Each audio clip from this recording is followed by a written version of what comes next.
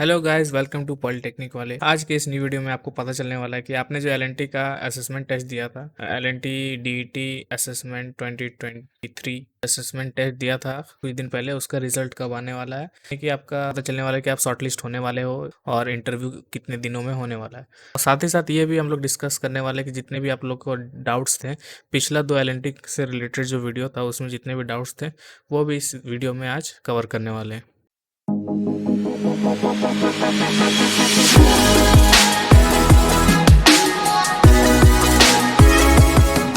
सबसे पहला क्वेश्चन है कि कोई पूछ रहा है सर, एग्ज़ाम जो असेसमेंट है डीईटी का वो कॉलेज यूनिफॉर्म में देना है या फिर अदर कोई फॉर्मल ड्रेस में।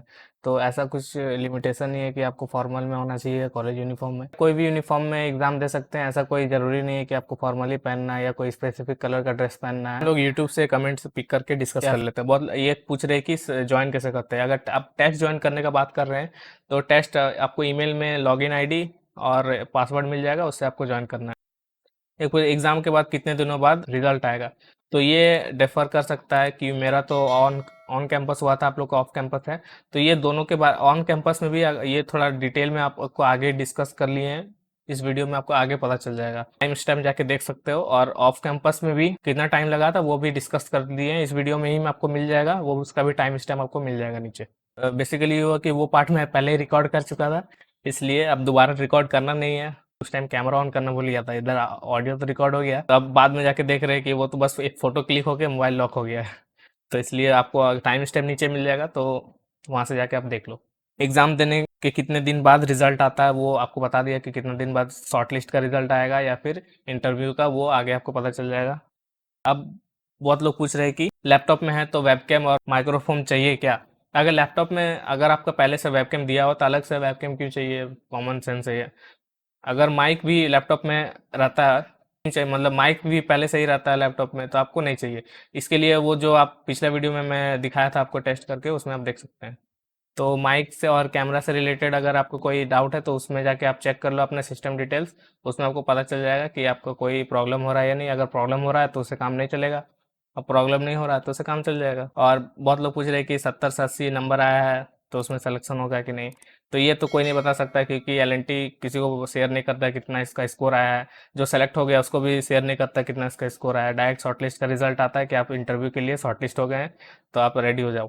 बाकी अगर आपको सेफ जोन में रहना है तो आप 90 से 100 के बीच में आप स्कोर कर लो तो आप सेफ जोन में रहोगे। बाकी ये हर ब्रांच पे अलग अलग डिफरेंट हो सकता है ये, क्योंकि जो किसी ब्रांच में अगर कम लोग पार्टिसिपेट कर रहे हैं और उसमें ज़्यादा लोग स्कोर नहीं कर पा रहे हैं, ज़्यादा उसमें क्वेश्चन हार्ड आ गया, तो उसमें कम स्कोर में ही सिलेक्शन हो जाएगा। किसी में बहुत तेज तेज लड़का लोग बैठ गया है और स्कोर कर दिया हाई हाई, तो सबसे पहले वो लोग को कंसिडर कर लिया जाएगा।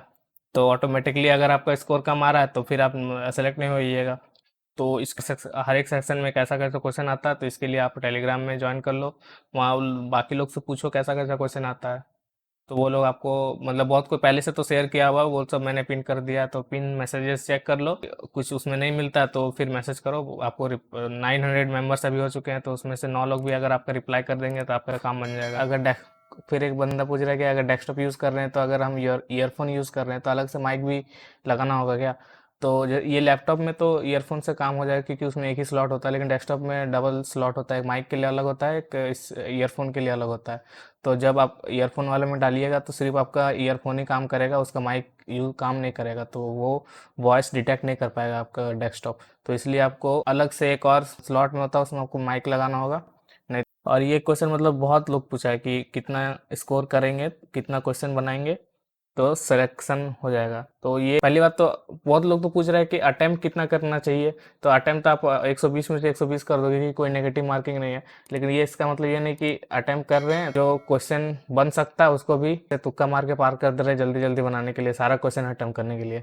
तो इसलिए इसमें फिर आपका गलत होने का चांस ज़्यादा हो जाएगा। और एक बंदा पूछा था कि क्या 2022 वाले इसमें एलिजिबल है कि नहीं है।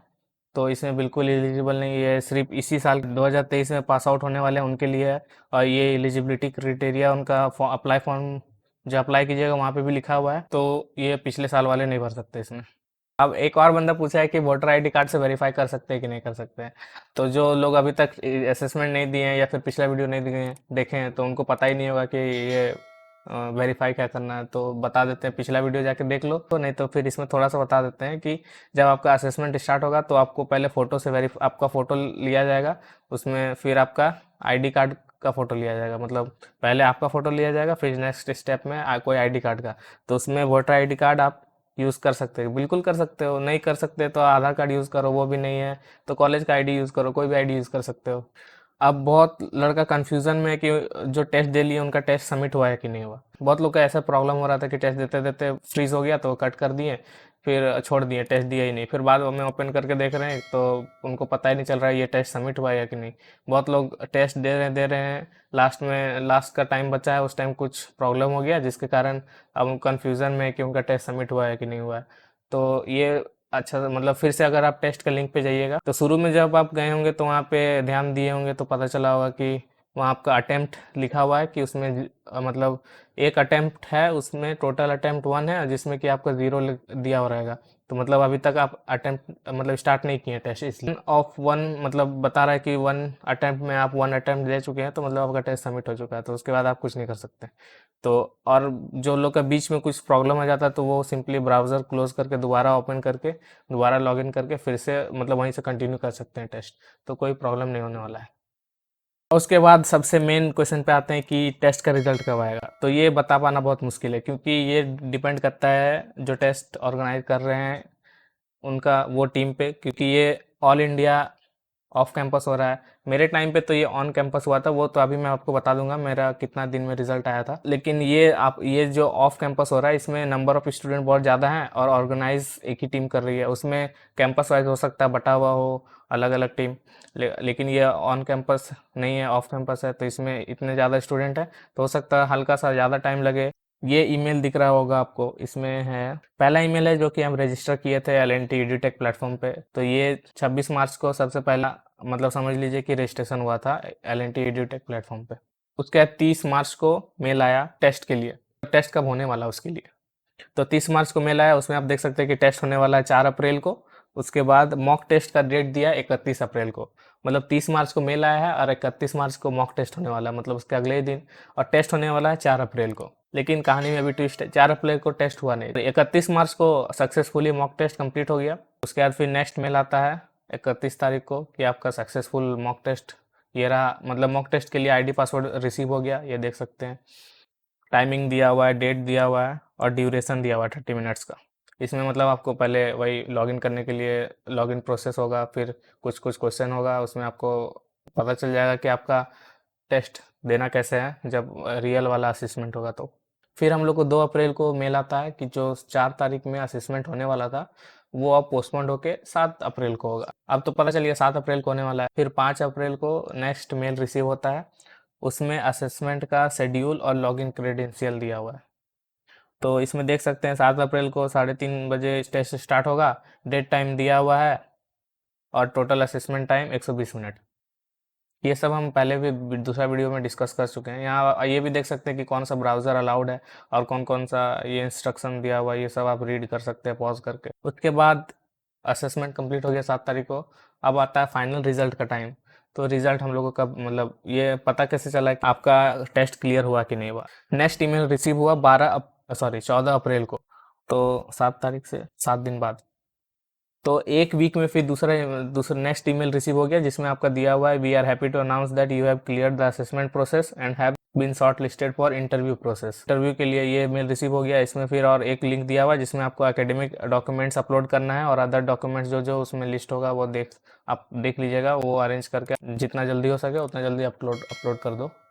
उसके बाद ये शॉर्ट लिस्टेड हो गए हैं। उसके बाद इंटरव्यू के लिए अभी तक मिलने हैं, बस ये बताया कि शॉर्ट लिस्टेड हो गया, अब आपको अपना डॉक्यूमेंट अपडेट करो, प्लेटफॉर्म लिंक दिया हुआ है। 14 अप्रैल को पता चल गया कि ये शॉर्ट लिस्टेड हो गए हैं। उसके बाद 18 अप्रैल को एक और मेल रिसीव होता है। 18 तारीख को एक मेल भी आया था जिसमें दिया हुआ था कि आप इंटरव्यू किस डेट को होने वाला है, किस टाइम में होने वाला है। तो ये वो मेल है, वो देख सकते हैं आप। इसी मेल में देख सकते हैं कि आप डेट दिया हुआ है ज्वाइन द इंटरव्यू और इंटरव्यू का लिंक दिया हुआ है जो कि टीम्स में होने वाला था।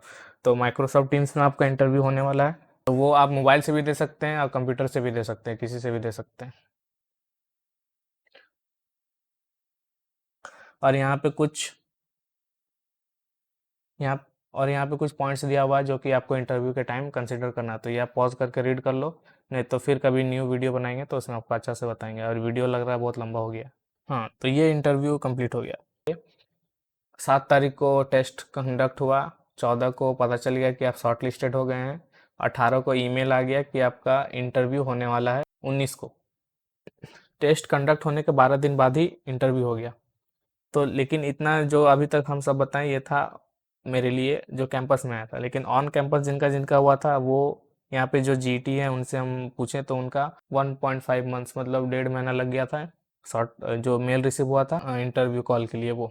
तो आपका मतलब मैक्सिमम आपका 1.5 से 2 महीना भी लग सकता है। और हो सकता है कि आपका अगर जैसा कि उन लोग से बात करने के बाद पता चला कि उन लोग को 1.5 महीना लग गया था, तो आपका भी 1.5 महीना लग सकता है क्योंकि आप लोग सबका ऑफ कैंपस है। लेकिन अगर वो लोग अपना वो लोग थोड़ा जल्दी अगर इसको कर रहा होगा तो आपका 12-15 दिन में भी आ सकता है रिजल्ट। तो आज के वीडियो के लिए इतना ही था। अगर और कोई क्वेश्चन हो तो नीचे कमेंट कर दो, और बाकी दोनों वीडियोस हैं तो वो जाके चेक कर लो, और टेलीग्राम ग्रुप ज्वाइन कर लो। बाकी बहुत लोग पूछते हैं कि टेस्ट में कौन कौन सा क्वेश्चन आ रहा है, तो टेस्ट में जितना क्वेश्चन आ रहा है वो जो टेस्ट दे चुके हैं वो लोग अपना शेयर करें टेलीग्राम ग्रुप में, तो वहाँ आपको पता चल जाएगा कि कैसा क्वेश्चन आ रहा है।